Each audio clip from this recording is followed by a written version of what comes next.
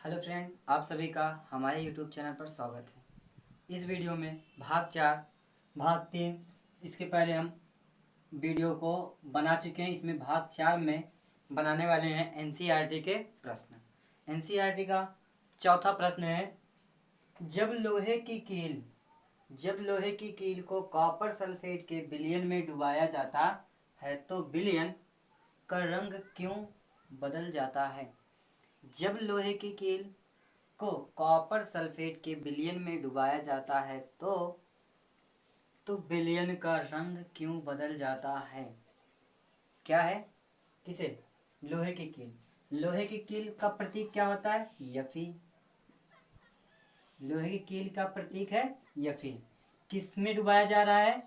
Copper sulphate. Copper sulphate यानी कि CuSO4, इसी विलयन में डुबाया जाता है। तो विलयन का रंग क्यों बदल जाता है? तो विलयन का रंग क्यों बदल जाता है वो देखते हैं। क्या है, जब लोहे की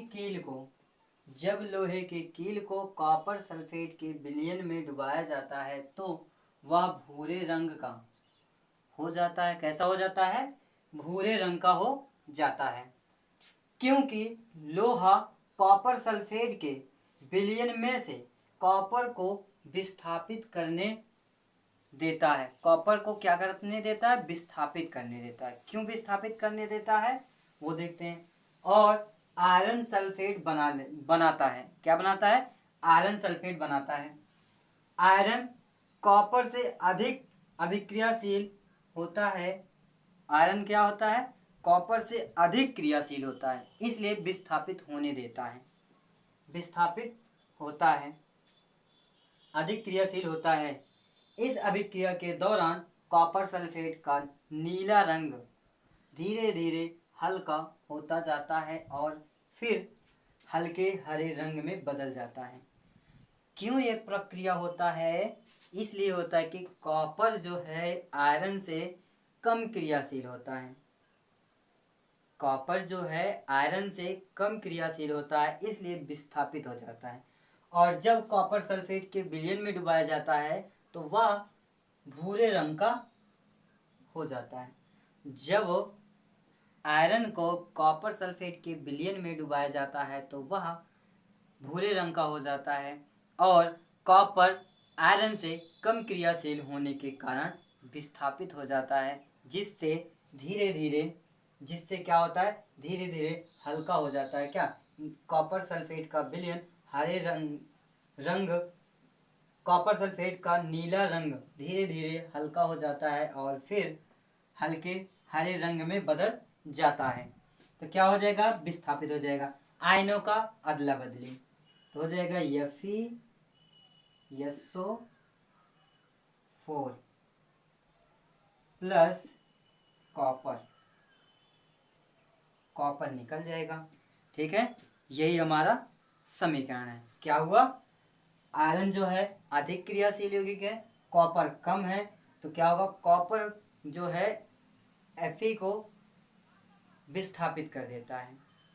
आयरन जो है कॉपर को विस्थापित कर देता है और विस्थापित हो जाता है तो बना लेता है क्या? कॉपर। कॉपर सल्फेट का नीला रंग धीरे धीरे हल्का हो जाता है, फिर हल्के हरे रंग में बदल जाता है। तो ये हमारा समीकरण हो गया। ठीक, अगला क्वेश्चन हमारा क्या है? ये भी बहुत ही आसान क्वेश्चन है, इसमें ज़्यादा कुछ नहीं है, लेकिन इसमें कौन सी अभिक्रिया हो रही है ये ध्यान दीजिएगा। इसमें कौन सी अभिक्रिया हो रही है? अभिक्रिया का विशेष महत्व होता है। बोर्ड एग्जाम में पूछा जाता है, 1 नंबर का बहुविकल्पी में पूछ लेगा कि इस समीकरण में कौन सी अभिक्रिया हो रही है। यहाँ ध्यान दीजिएगा, एक ही आयन है। जब एक आयन यहाँ पे उपस्थित हो, यहाँ पे 2 आयन उपस्थित हो, यहाँ पे क्या 2 आयन उपस्थित हो, यहाँ पे एक, तो विस्थापन अभिक्रिया है। क्या है? विस्थापन अभिक्रिया। विस्थापन अभिक्रिया यहाँ पे लिखा गया है। विस्थापित, विस्थापित यानी विस्थापन। विस्थापन, विस्थापन अभिक्रिया हो रही है इसमें। ठीक है, अगला क्वेश्चन हमारा क्या है? ध्यान दीजिएगा, बहुत ही आसान है। बेरियम क्लोराइड तथा सोडियम सल्फेट के बीच की अभिक्रिया से भिन्न द्विविस्थापन अभिक्रिया का एक उदाहरण दें। यानी कि ये जो समीकरण दिया गया है, ये जो रिएक्शन दिया गया है, ये कौन सी समीकरण को पालन कर रहा है, कौन से अभिक्रिया का पालन कर रहा है, द्विविस्थापन अभिक्रिया का पालन कर रहा है। लेकिन यहाँ पे हमें क्या कह रहा है कि एक उदाहरण दिए, एक उदाहरण दें। तो ये इसकी क्रिया इसके साथ करवा के भी एक उदाहरण हम आपको दे देते हैं और एक उदाहरण इसके अलावा भी दे देते हैं। तो दोनों में से एक आपको करना है, चाहे तो आप इसी को एक साथ करा दीजिए और चाहे तो एक नया उदाहरण आप दे दीजिए। तो क्या हो जाएगा, पहला एग्जाम्पल हम समीकरण में ले लेते हैं। बेरियम क्लोराइड को सोडियम सल्फेट से क्रिया कराने पर आयनों का अदला बदली। द्विविस्थापन में क्या हो जाता है, आयनों का अदला बदली। अब द्विविस्थापन अभिक्रिया किसे कहते हैं, पहचान करने का शॉर्टकट ट्रिक एकदम सिंपल सा, एक आयन दो आयन, एक आयन दो आयन, दोनों में दो दो आयन हो। जब दोनों में दो दो आयन, तीन तीन आयन हो तो वो क्या है, सब द्विविस्थापन अभिक्रिया है। दो से कम नहीं होने चाहिए, इसके साथ भी दो, इसके साथ भी दो। ठीक, ये प्लस ये माइनस, ये प्लस ये माइनस, ये ट्रिक है। एक प्लस एक माइनस, एक प्लस एक माइनस, लगभग 90% क्या होते हैं, लगभग 90% आपका आयन को समझना, पहला प्लस दूसरा माइनस, पहला प्लस दूसरा माइनस, लगभग 90% हर समीकरण में यही मिलेंगे। कुछ ही 10% जो होंगे कि आगे पीछे मिल जाते हैं।